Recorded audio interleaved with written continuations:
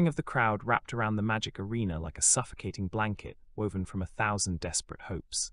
A voice cracked through the cheers with a sharp observation directed straight at the royal box. "Your Highness, just look at him." Their music swelled under the tension, a low thrumming warning that crawled beneath the skin like a living thing. A confused question followed from a lesser noble who could not understand what his eyes were showing him. "What is happening there, Your Majesty?" The reply came with a cold edge that could cut steel. "Let us keep an eye on him a little longer." A snort of pure disdain cut through the air. Such trash, the voice spat with venom dripping from every syllable. Too frightened to even rise to his feet. The prince consort title meant nothing. It was a gilded cage, a pretty chain, a hollow echo of authority that Morgana had stripped of all real power years ago. If he revealed his true power, now every hidden plan, every silent year of waiting, every secret wound would burn to ash in an instant. A sudden bark of anger erupted from the stands. "Hey trash, what are you looking at?" A desperate scream followed from a young voice cracking under the weight of humiliation. "Father, get up, you damn brat." Then a bitter realization soaked into the question that followed. Why is he not fighting back? A new voice observed the fleeing figure with dark recognition. "Garrick, your son is running away. It looks so familiar." Music twisted deeper into dread, a symphony of strings and drums that announced the arrival of doom. A final broken cry echoed across the arena stones. "Do not you dare, I surrender." Then silence broke before a new question cut through the stillness like a blade. "Who is that?" The answer arrived with cold authority from a figure stepping out of the shadows. "King of Aurelian." The challenge followed swift and sharp, with the weight of years of border raids and broken treaties behind it. "Why did you start the magic arena without us?" A cynical laugh answered the unspoken accusation, a laugh that held no warmth, no humor, only the grinding of political gears. "As expected, they are here." The speaker continued with poisoned politeness, each word a needle slipped beneath skin. "Such an important event for the princess's choice of husband, how could we miss this? That would be so rude." The crowd's anger boiled over, immediately a living wave of fury that crashed against the arena walls. "These northern barbarians think they can marry our princess. Not a chance. Get out of Aurelian." The cheering was deafening, but the northern king remained unmoved, his face a mask of granite. He spoke with a mocking calm that only sharpened the crowd's rage. "This husband selection arena does not say it is just for Aurelians."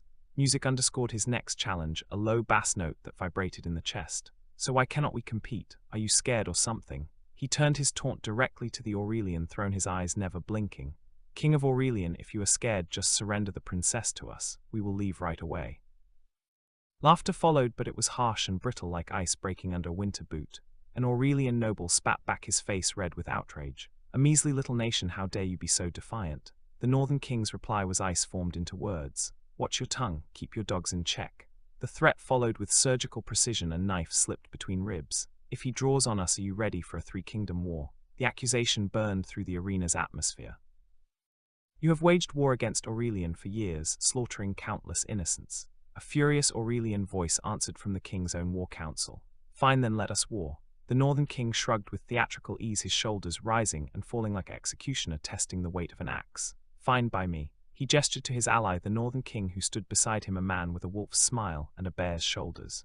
"Aurelian has rich lands, we will split your kingdom between us." The defiant answer came back without hesitation from the Aurelian king's own lips. "I would love to see you try." The northern king smiled, a thin, cruel line. "You against our alliance, you will not stand a chance." A whispered warning reached the Aurelian king from a hooded advisor who had been silent all day. "They are allied, your majesty. They came for the arena as a cover. Their real plan is war." The king turned to a shadow at his side, a figure who had not moved in hours. "Lucian, can we handle them?" The answer was calm and certain, delivered in a voice that had not spoken above a whisper in 7 years. "He should be able to, your majesty." The Aurelian king straightened his spine, his crown catching the arena's enchanted light. "You came from afar. How could Aurelian refuse?" His voice boomed across the arena with a king's authority that had been dormant too long. "Today in this arena we will show you who is really in charge." The northern champion stepped forward, a mountain of a man named Bjorgvin, whose hammer had shattered 100 mages. "Aurelian trash, who wants to die first?" A young Aurelian mage stepped up. His name was Tristan, and he was B-class, and he was 22 years old, and he would never walk again after this day. "I will teach you a lesson." A desperate cry followed from an older mage who knew what was coming. "You are not his match." The young mage ignored the warning, his pride burning brighter than his wisdom. "You do not know crap," he screamed at the northerner, his voice cracking. "Barbarians, stop insulting Aurelian. Go to hell."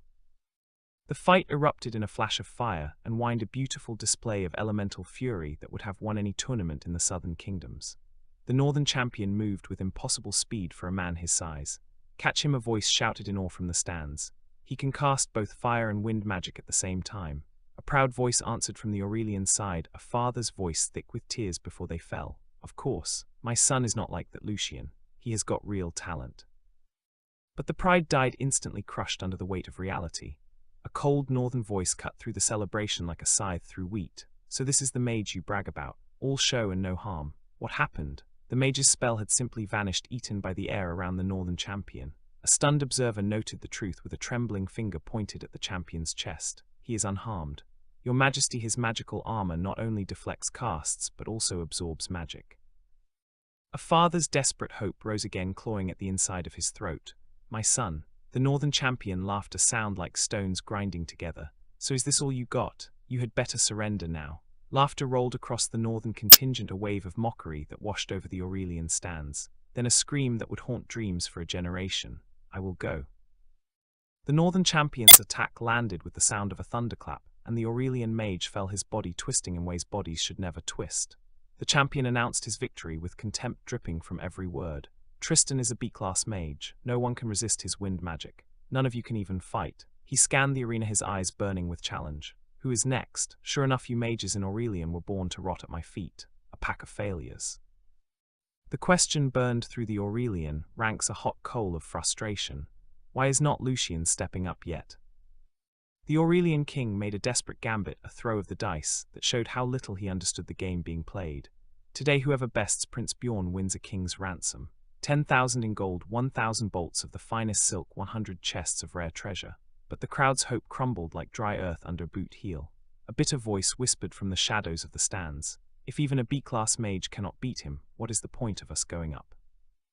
Another observed with frustration, curling his lip. "Even such a reward cannot get him to step up. What is he waiting for?" An order cut through the uncertainty, a sharp command from a woman who had once held power and wanted it back. "Go, do not embarrass Aveline." A mother's hope followed, soft and desperate and doomed. "My son, it is your time to shine." A young man stepped forward, his voice clear, his posture perfect, his magic promising salvation. Roland Balin, ready to challenge. The northern champion sized him up with a predator's patience. "So you are the most powerful mage among them." Roland moved with a dancer's grace, his robes swirling around him like wings. His magic lashed out a storm of light and force that had never failed him before. "To insult Aurelian is to invite death," Roland shouted, but his spells shattered against an invisible wall that drank every bolt of power like a desert drinking rain. The champion laughed, a deep rumbling sound that shook dust from the arena rafters. "Who is next to die?" He crushed Roland without effort, a backhanded blow that sent the young mage flying into the barrier wall, where he hung for a moment before sliding down like a broken doll. The crowd's rage became a living thing, a beast with 1,000 voices.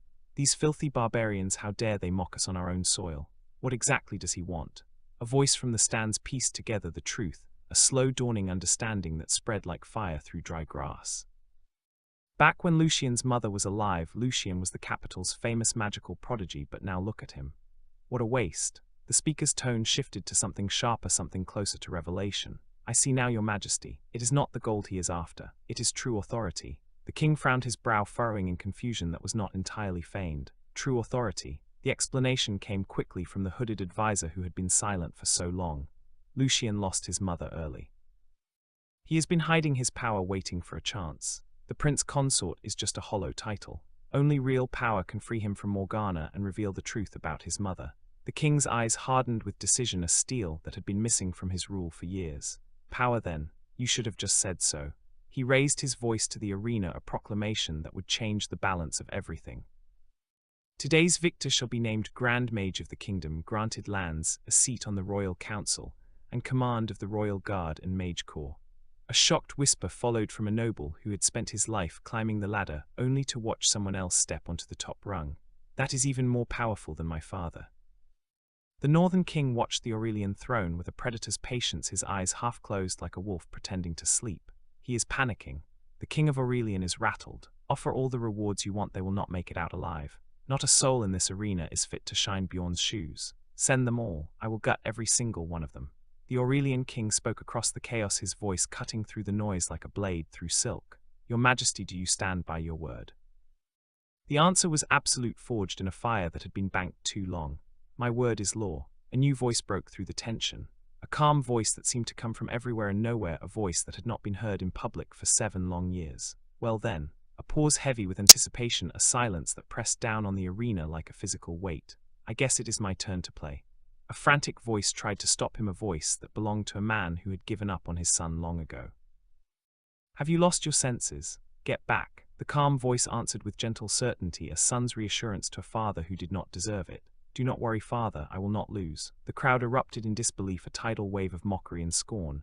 Is not this the worst waster in Aurelian? Out of champions already, and you send this trash? Pathetic. Another voice scoffed with bitter amusement. Lucian is so desperate to rise he has gone insane. A final cry of embarrassment followed from someone who had once known Lucian's mother and remembered better days. Lucian, get down. Do not embarrass Aurelian. The northern champion stared at the approaching figure, a man dressed in simple grey robes with no staff, no wand, no focus, no weapon. Another Valoran brat, come on. He hefted his massive hammer, the Thunder Hammer, a weapon that had never failed, a weapon that had killed 17 mages in the last 3 years alone. You really think you can challenge me? Lucian walked forward with empty hands. He did not cast a spell, he did not dodge, he did not weave or duck or roll. He simply moved one foot after another, a man taking a morning stroll. And then it happened. A gasp that sucked the air from the entire arena, a collective inhalation of 10,000 lungs. He touched it. How is that possible? Lucian's fingers had brushed the Thunderhammer's head and the weapon simply stopped. Not deflected. Not blocked, not parried. Stopped. Frozen in the air as if time itself had forgotten to move it forward. The northern champion's face twisted from confidence to confusion to dawning horror, a slow transformation that no one in the arena would ever forget. Lucian looked past the hammer into the champion's eyes, and there was no triumph there, no anger, no joy. There was only certainty. So is this all you have got? The champion tried to pull back, but his weapon was frozen in place, as if rooted in bedrock. His arms strained, his veins bulged, his teeth ground together, nothing moved. No one has ever slipped away from Prince Bjorgvin's Thunderhammer, a voice whispered in shock from the northern stands. Is this kid lucky or something? The champion's fear broke into a desperate "you." A single syllable of pure primal terror torn from a throat that had never known fear before. Then Lucian moved. The blow was not magic, at least not any magic the arena's detection crystals could measure. It was not strength, at least not any strength that belonged to a normal human body. It was something deeper, something that bent the rules of the arena, something that made the Northern King rise from his throne with his mouth hanging open. The Northern champion fell with a groan that shook the stones of the arena floor, a sound that came from somewhere deeper than pain. For your glory, my king, Lucian said to no one, and to everyone, his voice carrying across the silence like a bell. The crowd exploded. Lucian is amazing. A father's roar of pride cut through everything, a sound that had been 7 years in the making. Ah, that is my son. Laughter followed, but it was the laughter of victory, a wild, uncontrollable release of tension that had been building since the Northern Kings first stepped into the arena. The Northern King's face had turned to stone, a mask that could not hide the calculation happening behind his eyes. The alliance had crumbled in a single moment. And high above the arena, the Aurelian king smiled because he understood what no one else had seen. Lucian had never been hiding from fear. He had been waiting for the right price. And now he owned the arena, the council, the guard, and the mage corps. The prince consort title was dust. A new power had just claimed its throne. But the night was not over. The next story. The victory celebration lasted until dawn, but Lucian did not stay for any of it. He slipped away while the wine flowed, and the bards sang songs that would be forgotten by next week. He had won the title of Grand Mage. He had won lands and a council seat and command of armies, but he had not won what he truly wanted. The truth about his mother's death remained buried beneath layers of palace deceit and Morgana's careful lies. So he walked the empty corridors of the royal palace while the rest of the kingdom celebrated above him. His grey robes whispered against the stone floor. His hands remained empty. His eyes saw everything. A door opened ahead of him without a sound. A figure stepped out wearing the black and silver of the Royal Intelligence Service. The figure bowed low. Grand Mage, the figure whispered, "We found her." Lucian stopped walking. His heart did not race. His breathing did not change. 7 years of waiting had taught him patience that would shame mountains. Speak. The figure handed him a rolled parchment sealed with black wax. The message inside was short. It said only one word, Dunhome. Lucian closed his eyes and saw his mother's face for the first time in 7 years. She was not dead, she had never been dead. Morgana had taken her. Morgana had hidden her. Morgana had lied to everyone including the king, and now Lucien knew where the truth was buried. Dunholm was a prison fortress in the northern mountains, a place that did not appear on any official map. It was said that people who entered Dunholm never left. It was said that the screams from Dunholm could be heard for miles on a quiet night. It was said that even the northern kings did not go near Dunholm. Morgana had built it herself 20 years ago using magic that should have been impossible. She had filled it with her loyal mages, her private army, her collection of forgotten enemies. And somewhere in the deepest cell lay Lucien's mother, still alive, still breathing, still waiting for a son who had been told she was dead. Lucien opened his eyes. The figure was gone, the corridor was empty, the parchment crumbled to ash in his fingers. He turned and walked toward the stables. He had a horse to saddle and a fortress to burn and a mother to free. The Grand Mage of Aurelian was about to disappear, and when he returned the throne itself might not survive the reunion. The stable boy did not see Lucien approach until a hand covered his mouth and a silver coin pressed into his palm. The boy's eyes went wide with fear, then wider with greed, then wider still with recognition. He knew the grey robes. Everyone in the palace knew the grey robes now. Lucien put a finger to his own lips and the boy nodded frantically. The horses shifted in their stalls, sensing something in the air that made their ears flatten against their skulls. Lucien walked past the pampered royal steeds with their braided manes and golden halters. He walked past the warhorses with their branded flanks and scarred shoulders. He stopped at a stall in the farthest corner where a black mare stood alone. She was not beautiful. Her coat was dull, her ribs showed through her hide. Her eyes held a fire that no amount of neglect could extinguish. Lucien had raised this horse from a foal. He had hidden her here 7 years ago when Morgana ordered all of his mother's animals destroyed. The mare remembered him. She pressed her nose into his chest and breathed warm air across his heart. He whispered her name once, a name he had not spoken since the day his mother vanished. Nightshade. The mare's ears snapped forward. She was ready. Lucien rode out of the palace through a postern gate that no guard watched, because Lucien had paid those guards to watch something else 3 years ago. The moon hung low and fat, casting silver light across the royal road. He did not take the royal road. He took a hunter's path that wound through the whispering woods, a place where the trees grew so close together that a rider had to turn sideways to pass. The branches scraped his grey robes and left thin lines of red across his cheeks. He did not feel them. He was thinking about his mother. Her name was Seraphine Valorin, and she had been the most powerful mage of her generation. She had married the king for love, a foolish thing for a woman of her intelligence, but love makes fools of everyone, including archmages. She had borne a son and raised him in the old magic, teaching him secrets that had been forgotten by every other living mage.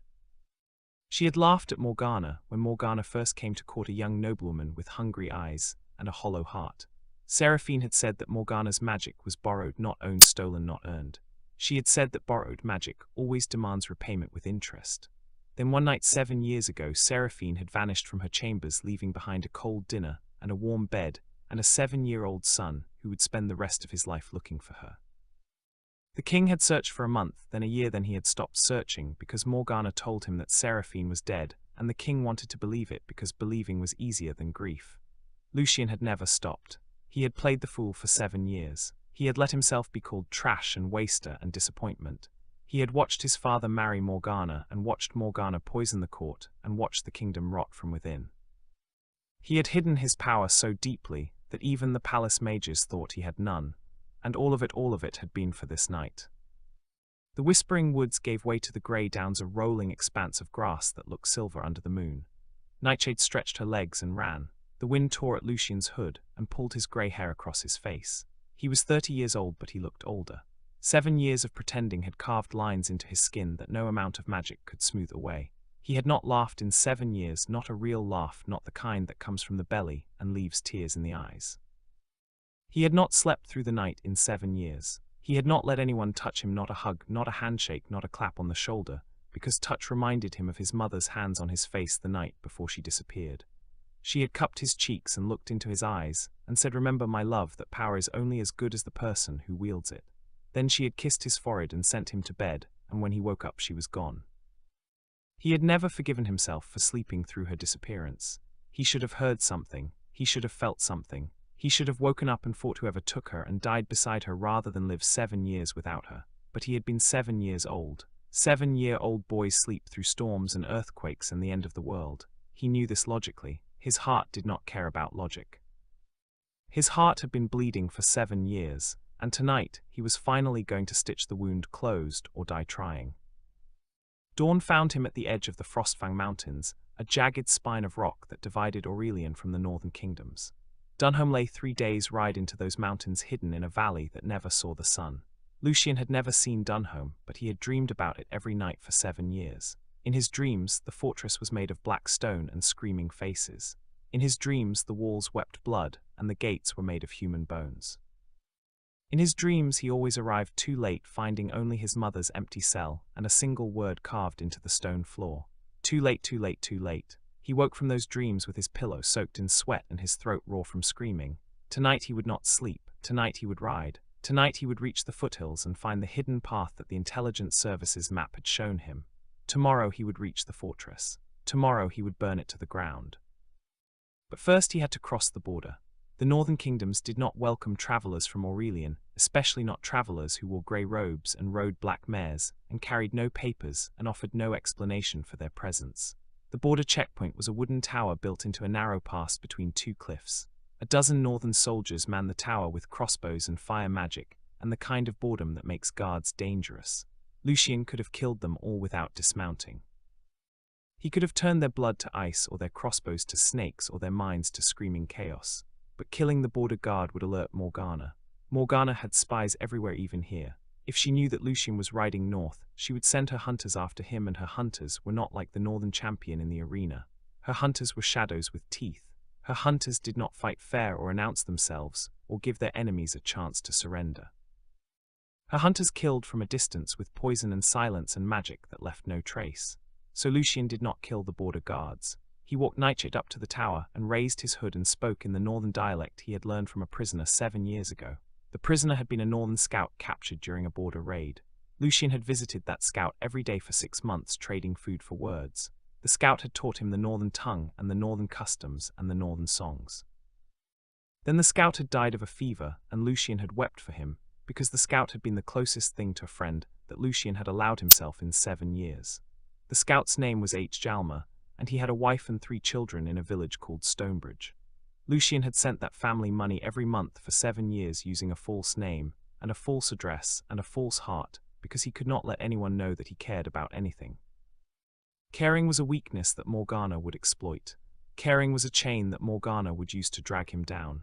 Lucian had learned to care about nothing except his mother, and even that caring he had buried so deep that sometimes he forgot it was there. The border guard leaned out of the tower window and squinted at Lucian's face. "State your business, northern voice." Lucian answered in the same dialect, "Trading, silk for furs." The guard laughed a short, ugly sound. "Silk for furs in this weather, in this pass, with 1 horse and no pack animals." Lucian did not smile. He had forgotten how. "The silk is in my saddlebags, the furs will be on my return." The guard squinted harder. "You look like an Aurelian." Lucian shrugged. "I look like my mother." The guard spat over the railing. "Your mother must have been ugly." Lucian felt something stir in his chest, something hot and red and hungry. He had not felt that in years. He had trained himself to feel nothing when insulted, nothing when mocked, nothing when beaten. But this guard had mentioned his mother. That was a mistake. That was the last mistake the guard would ever make. Lucian raised his hand without thinking. A thread of magic left his fingers black and silent and invisible. It wrapped around the guard's heart and squeezed once, just once. The guard's eyes went wide. His mouth opened, but no sound came out. His body went limp and he fell forward over the railing and tumbled down the tower wall and landed at Nightshade's hooves with a wet crack. The other guards in the tower did not notice because Lucian had also woven a veil of forgetfulness around their minds. They would remember the night as uneventful. They would find their companion dead in the morning and blame a heart attack or a stroke or the will of the gods. They would never connect his death to the grey rider who had passed through in the dark. Lucian rode on. His hands were shaking. He had killed before, but never like that, never with so little provocation. The guard had been a fool and a bully and probably a murderer himself, but he had also been a husband and a father and a man who was just doing his job. Lucian pushed the thought away. He could not afford guilt. Guilt was another chain. Guilt was another weakness. He was riding to save his mother. Anyone who got in his way would die. That was simple. That was clean. That was the only way forward. The pass opened into a high valley where the snow never melted and the wind never stopped. Lucian wrapped his grey robes tighter and pressed onward. Nightshade's breath came in white clouds that whipped away behind them like ghostly banners. The sun rose higher, but it brought no warmth. The mountains drank the sunlight and turned it into cold. Lucien's fingers went numb on the reins. His ears burned with frost. He had not brought winter clothes because winter clothes would have slowed him down, and he was already moving too slowly. Every hour that passed was an hour that Morgana might discover his absence. Every hour that passed was an hour that his mother might die in her cell. He pushed Nightshade harder. The mare did not complain. She had been waiting for this night as long as he had. By midday the valley narrowed into a canyon. The walls rose so high on either side that the sky became a thin blue ribbon overhead. The path turned to loose rock that slid and shifted under Nightshade's hooves. Lucien dismounted and led her on foot, his boots crunching on stone that had not felt a human tread in years. The Intelligence Service's map said that Dunham lay on the other side of this canyon, but the map was old and the canyon might have collapsed since it was drawn. Lucien pressed forward anyway. He had no other map, he had no other plan, he had no other hope. If the canyon was blocked, he would climb the walls. If the walls were too steep, he would carve handholds with magic. If his magic failed, he would dig through the rock with his bare hands. He would reach Dunham. He would reach his mother. There was no force in any kingdom that could stop him. The canyon widened suddenly into a bowl-shaped valley that held the most terrible sight Lucien had ever seen. Dunham was not a fortress of black stone and screaming faces. Dunham was worse. Dunham was a building made of light, pale white stone that glowed with its own inner radiance, towers that spiraled toward the sky like frozen flames, walls that shimmered like heat haze on a summer road. It looked beautiful and peaceful and holy, and that was what made it so monstrous. Morgana had not built a prison of torment, she had built a prison of hope. The prisoners inside would look at these beautiful walls and think that rescue was possible. They would watch the horizon for weeks, then months, then years. They would never give up hope because the building itself whispered that hope was justified. That was the cruelest torture. That was Morgana's genius. She did not break bodies, she broke souls. She let her prisoners hope for a rescue that would never come, and each day that passed without rescue was a fresh wound deeper than the last. Lucien understood this because he had lived it. He had hoped for 7 years. He had woken every morning thinking today, maybe today, and gone to sleep every night thinking maybe tomorrow. That hope had kept him alive. That hope had also destroyed him piece by piece, until he was nothing but a hollow shell filled with nothing but the need to find her. Now he stood at the edge of the valley, looking at the place where his hope would either be fulfilled or extinguished forever. He left Nightshade in a copse of twisted mountain pines. He whispered a spell of hiding over her, a veil that would make her invisible to anyone who did not know exactly where to look. Then he walked toward Dunham on foot. The snow was deep here up to his knees, but he did not slow down. He used a thread of magic to warm his feet, and another thread to silence his footsteps, and a third thread to blur his outline, so that anyone looking in his direction would see only a shadow. He had been saving these spells for 7 years. He had practiced them in secret in the dead of night in a hidden room beneath the palace that even Morgana did not know about. That room had been his mother's study once. She had filled it with books and crystals and maps of the stars. After she disappeared, Lucien had sealed the door with a spell that only he could break. He had spent 7 years in that room learning the magic that Morgana had tried to erase from the world. He had become stronger than any mage in Aurelian. He had become stronger than the Northern Champion. He had become strong enough to challenge Morgana herself, but he had never been sure. Doubt had gnawed at him every night. What if Morgana was stronger? What if his mother was already dead? What if he had wasted 7 years for nothing? Those doubts had kept him from acting sooner. Those doubts had kept him playing the fool long after he had the power to fight. But the arena had changed something. Standing in front of the Northern Champion with all of Aurelian watching had burned away the last of his hesitation. He had touched the Thunderhammer and felt its power crumble, and in that moment he had known that he was ready. Not because he was stronger than Morgana. He did not know if he was stronger than Morgana, but because he was no longer afraid to find out. The walls of Dunham rose 100 feet above him. There were no guards on the battlements. There were no windows in the walls. There was no gate that he could see. The Intelligence Service's map had shown a secret entrance on the eastern side hidden behind a waterfall that never froze. Lucien circled the fortress, keeping to the shadows of the mountain pines. The snow deepened as he moved east. The wind picked up and screamed through the canyon like a wounded animal. He pulled his hood tighter and kept walking. The eastern face of Dunham was different from the western face. Where the western face had been smooth and beautiful, the eastern face was rough and unfinished, as if Morgana had grown tired of building and simply stopped. The waterfall should have been here, but there was no water. The stream that fed the waterfall had frozen solid years ago, a river of blue ice that snaked down the mountain and stopped at the fortress wall. Lucien followed the ice to its source. At the base of the wall where the stream met the stone, he found what he was looking for. A crack in the stone barely wide enough for a man to squeeze through. The crack was hidden behind a curtain of icicles that hung from the wall like teeth.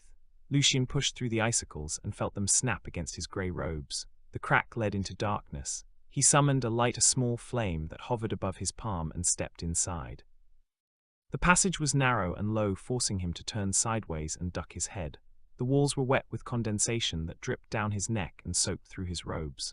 The floor was slick with ice that had formed over centuries. He moved carefully, one step at a time, his light flickering against the stone. The passage sloped downward into the earth. The air grew warmer as he descended. The ice on the floor gave way to wet stone, then to dry stone, then to dust.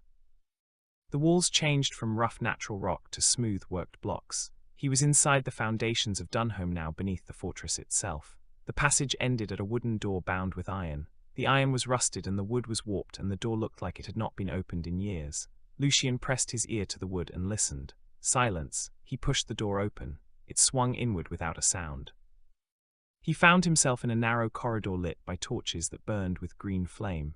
The walls were white stone again, smooth and beautiful and terrible. The floor was polished marble that reflected his grey robes like a dark mirror. He walked forward, his footsteps echoing in the silence. The corridor led to a staircase that spiraled upward into the heart of the fortress. He climbed the staircase, counting the steps. 50, 100, 150.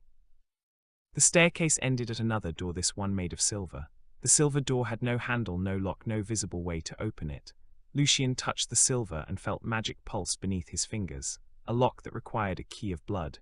He pricked his finger on a shard of rock and let a single drop fall onto the silver. The door swung open. Beyond it lay the dungeons of Dunholm. The dungeons were not what he expected. There were no chains, no racks, no iron maidens, no instruments of torture. There were only cells, row after row of cells built into the white stone walls, each cell sealed with a door of silver light. The light glowed softly like a captive sunrise. Through each door Lucien could see a figure sitting or lying or standing within. Some of the figures moved, some did not. Some stared at him with empty eyes, some turned away. Some pressed their faces against the silver light and screamed without sound. The screams did not penetrate the doors. The silver light absorbed everything. Sound, heat. Hope. Lucien walked past the cells, his heart pounding in his chest. He did not look at the prisoners. He could not afford to look. If he looked, he would see his mother in every face, and he would stop to help every one of them, and he would never reach her cell. He had to focus. He had to find her. He had to free her and only her, and then he would come back for the others if there was time. There would not be time, he knew that. Morgana would know he was here soon if she did not already know. Every moment he spent searching was a moment that the hunters could close in. He had to move faster. The cell block stretched on forever. He passed cell after cell after cell. The prisoners grew younger as he walked. The first cells had held old men and women with white hair and wrinkled skin. The middle cells had held people in middle age with lines of grief carved into their faces. The last cells held children. Children no older than he had been when his mother disappeared. They sat in their cells with their knees drawn to their chests and their eyes fixed on nothing. Some of them had been here for years. Some of them had been born here. They had never seen the sun. They had never felt grass under their feet. They had never heard a lullaby from a mother who loved them. Lucien's chest ached with a pain that had nothing to do with magic or fatigue. He wanted to stop. He wanted to tear down every silver door with his bare hands. He wanted to carry every child out of this place and find their families and give them back the lives that Morgana had stolen. But he could not. He had to find his mother. He had to keep walking. He had to ignore the children's empty eyes and the parents' silent screams and the growing certainty that his mother was not here at all. Then he reached the end of the cell block. The last cell was different from the others. Its door was not silver light but black iron covered in symbols that burned with a cold fire. The symbols were warning words designed to kill anyone who tried to open the door without the proper key. Lucien studied the symbols and felt his heart stop. He recognized them. His mother had taught him these symbols when he was 5 years old. They were ancient magic from a civilization that had crumbled to dust before Aurelian was even a dream. His mother had said that only 3 people in the world still knew these symbols: herself, her teacher, and the woman who had betrayed them both, Morgana. This door had been sealed by Morgana herself using magic that should have been unbreakable. But Morgana had forgotten that Seraphine had taught her son everything. Lucien traced the symbols with his finger, reversing each one in turn. The cold fire died, the black iron rusted, the door crumbled to dust. And behind it, in a cell so small that she could not stand up straight, sat a woman with grey hair and kind eyes and a smile that broke Lucian's heart into 1,000 pieces. "Mother," he whispered. She looked up at him, and for a moment she did not recognize him. 7 years had changed him from a boy to a man. 7 years had carved lines into his face that she had never seen. 7 years had turned her son into a stranger. But then her eyes widened and her lips trembled, and she reached out her hand. Lucian fell to his knees and took her hand and pressed it to his cheek. Her skin was cold, her fingers were thin, her nails were broken from scratching at the walls. But she was alive, she was here, she was real, he had found her. "My boy," she said, her voice a dry rustle like autumn leaves. "My beautiful boy, you came, I knew you would come." Lucian could not speak. His throat had closed around a sob that refused to be silent. He pulled his mother to her feet and wrapped his grey robes around her shaking shoulders. She was so light, so fragile, so small, he could carry her out of here like a child. He lifted her into his arms and turned toward the corridor. The silver doors glowed on either side of him. The prisoners watched him through the light with desperate, hungry eyes. He could not save them all. He could not save any of them except his mother. That knowledge burned in his chest like a brand, but he had made his choice. He had made it 7 years ago when he first began planning this night. He would save his mother, and then he would burn this place to ash, and the prisoners would either escape or die, but either way they would be free of Morgana's hope torture. He did not have the power to save them all. He only had the power to end this place forever. He carried his mother up the spiral staircase, past the silver door, past the green torches, past the wooden door with its iron bands. He carried her through the crack in the wall, past the frozen waterfall, past the mountain pines, to the place where Nightshade waited. The mare nickered softly when she saw them, as if she remembered Seraphine as well. Lucian lifted his mother onto Nightshade's back and climbed up behind her. He wrapped one arm around her waist and took the reins in his other hand. Then he turned Nightshade toward the canyon and rode. Behind them, Dunholm began to burn. Lucian had set a delayed spell on the fortress, a fire that would consume everything, including the silver doors and the prisoners and the memories of 7 years of captivity. The flames rose high into the sky, a column of orange and black that could be seen for 100 miles. The northern kings would see that fire and wonder. Morgana would see that fire and know. The hunters would come now. They would come fast, and they would come hard, and they would not stop until Lucian and his mother were dead or back in chains. But Lucian did not care. He had his mother in his arms. He had 7 years of hope fulfilled. He had nothing left to fear. The canyon walls rose on either side, dark against the burning sky. Nightshade ran like the wind, like death, like salvation. And somewhere behind them, in the ruins of Dunholm, a shadow detached itself from the flames and began to follow. The shadow wore a woman's shape, but no woman had ever moved like that. The shadow moved like smoke, like oil, like a nightmare given form. Morgana had come.